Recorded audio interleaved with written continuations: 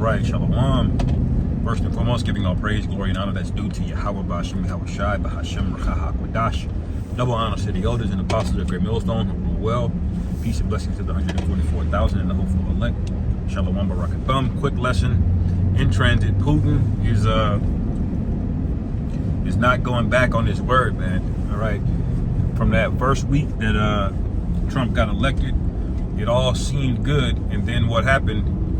You know, it's revealed again who's really running things. All right, and this is why we always tell these people that you know, there really is no hope in this place, because electing people, you know, even waiting till the last minute to try to do something and make a change, it ain't gonna go down that way. America's destruction was already written, and it's not even written when, but how it's gonna go down is written, you know. And when I say when, I don't mean we know the exact date. I mean, you know, we know what time it is, basically, because the scriptures say measure the time diligently. All right, and these people are not doing that. They think they have an age of peace ahead of them. All right, and even if they do experience some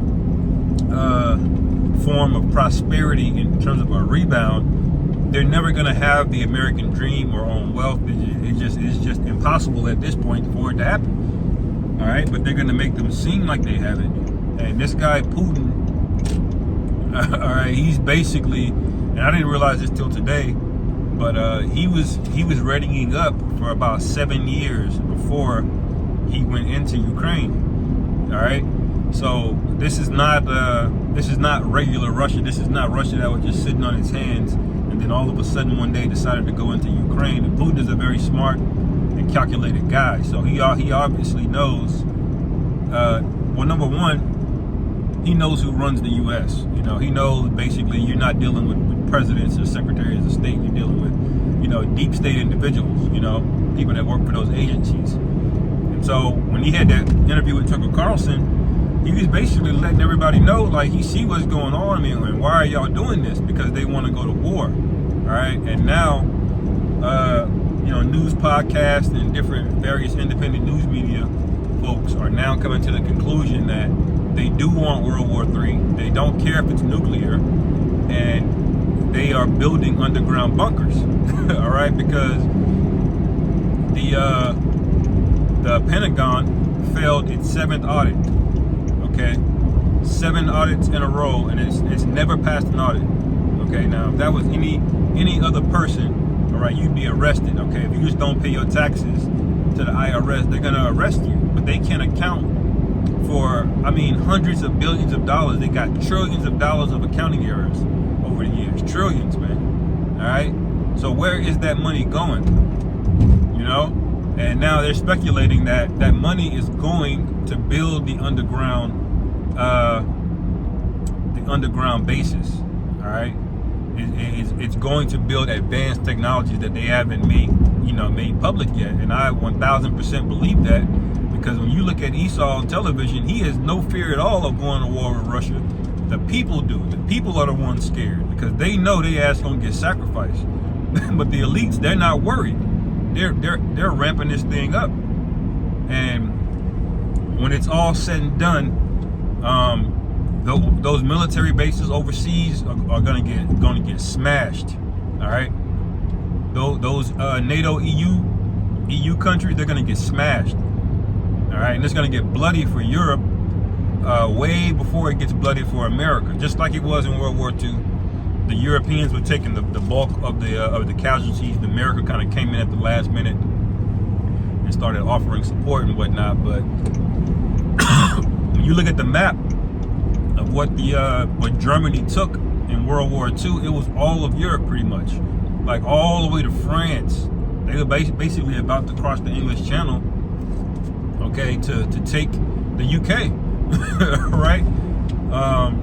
Now, you know, that's if Russia didn't intervene, you know, but Russia intervened. And so what did they do? They got afraid of Russia and set up NATO, you know. And so now the new bad guy is Russia, or that Eastern Bloc, which is the Soviet Union now. And so just like in World War II, the European countries, all of those towns, Warsaw, Poland, various parts of Germany. It was all war torn, and it had to be rebuilt. And that same land is on the chopping block again. And I can easily see how that's going to go into Revelation, the 17th chapter, where it says, "These shall hate the whore and burn her with fire," because America is going to be way over here, okay, dictating who's going to do what, where the funding's going to go, this and that, And so I can easily see how this thing goes off the rails, and America alienates itself, and it'll just be basically like what it is right now in the UN, which is America and Israel all in cahoots with one another.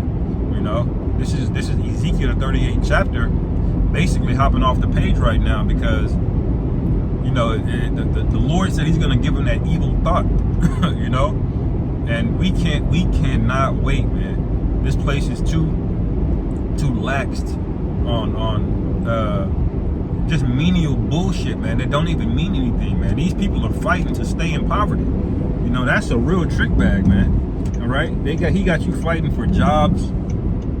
All right, which a job is just a dead end where you'll never get out of it. You'll always be in debt, and then y'all are fighting to stay that way, man. All of this land in America, and they got y'all shoehorned up in 500 square feet apartments, and you're getting overcharged for that. So the time of reckoning is here, but it's gonna be too late for these people, because they're gonna get drafted, man. These elites do not care. These are psychopaths, running the earth.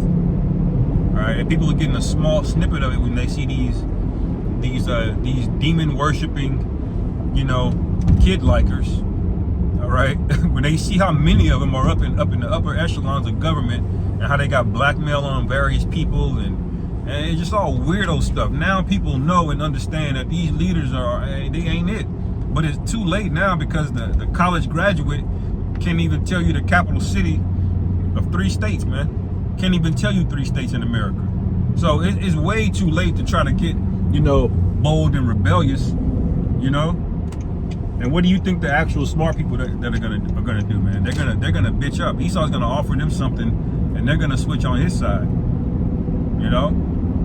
What it's gonna boil down to is what we all have been saying the whole time: that Charagma, Revelation 13, is getting ready to come to pass.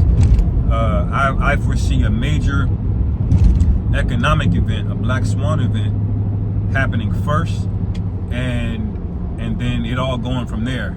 And it could be a cyber attack that triggers it. It could be whatever, But basically where we are right now, World War III is here. It's basically set up.